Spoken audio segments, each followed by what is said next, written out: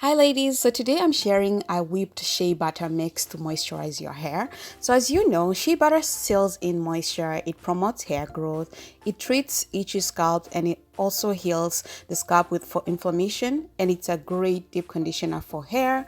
The next thing is avocado oil. It restores your hair and it locks in moisture. It also provides a nice sheen and softness to your hair. It's a great leave-in and it's a great oil for your scalp as well. So I'm adding 3 tablespoons. You can add as much or as little as you want. Just try to mix it and come up with a mixture that you will like. So the next thing after that is grapeseed oil. As you know, or as I told you last video, it's a great heat protectant, and you guys know that I like to blow dry my hair. It penetrates the scalp and it also stimulates blood circulation, which promotes hair growth. The next oil is almond oil. It nourishes and strengthens your hair. It treats damaged hair or any hair breakage. It adds shine, silkiness with reduced breakage for your hair. So it's a great addition. Again, I'm still adding just 3 tablespoons. So just measure it according to how you want. The next oil I'm using is olive oil. You guys know that I love olive oil. It improves hair elasticity, it conditions your hair, it has antibacterial features, it promotes hair growth, it penetrates your hair, and it also strengthens your hair. So a perfect addition. So on top of that, I'm adding these essential oils. These are optional, you don't have to do it. I basically mostly love them for their scents, and I ordered this pack from Amazon. It was about $32 Canadian dollars, and this is what it looks like. It has, I think, 12 different essential oils. I'm adding in tea tree oil. It has anti-inflammatory and antibacterial and antifungal properties that keep the scalp healthy and free of dead skin cells that usually clog your hair follicles.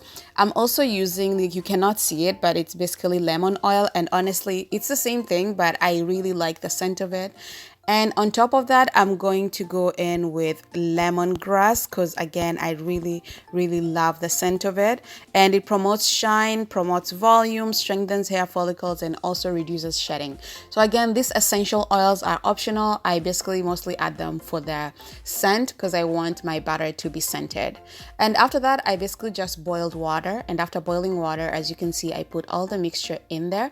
Make sure the heat is on reduced. You're not melting the butter on high heat or you're going to break the oil. Like there's actually such a thing as burning oil, so make sure you do it on reduced heat. It took me about 10 to 12 minutes for it to get to this point, and now I'm just going to put it in the freezer. As you can see, I put it in a bowl where I'll be mixing it in. If you're going to be mixing it in a blender, then I'd advise you put it in a blender at this point before you put it in the freezer so that it will be easier for you to mix it.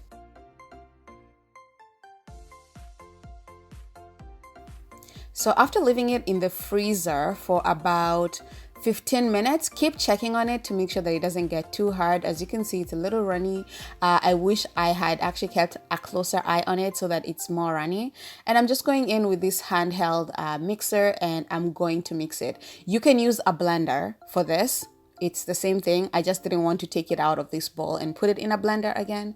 So use a blender if that's what you have, and you also don't have to mix it if you don't want your shea butter mix to be whipped. It's just that I want mine to be whipped, and that's why I'm mixing it like this. But if you don't have a blender, then you can leave the mixture after like you've melted them and they're all merged in together, or they're all, like in sort of like a one oil. You can just use it like that.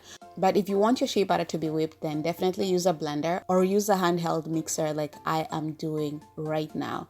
So I mixed this for like about, I think 5 to 10 minutes for me to get the desired texture that I want. Again, it's really just like personal preference, how soft or how whipped you want it to be. This is good enough for me. Like it's not too much and it's not too soft and not hard. So it's just like a perfect consistency for me, and that's how I like it. I went ahead and put it back in the little container, and I'm just going to store it in there. You can buy a lot of like containers from dollar store if you wanted to store it in like a fancy container, but this is good enough for me, so it works just great. So in the last video when I did the leave-in conditioner, I did show you guys that I was doing my twist out, and I told you that I would share the butter that I'm using in the twist out. So this is the clip again that I shared from last time, and it's just basically me doing my twist. And as you can see, I added the leave-in conditioner, and now I'm adding the butter that I made, and I'm just going to finger detangle. As you can see, my hair is already detangled at this point, but I'm just going to do the twist, and I'll probably upload a twist out video soon of how the twist out turned out so you can see for yourself. Thanks for coming by the channel. I hope you enjoyed it. I hope I see you guys next time. Have a lovely week. Goodbye.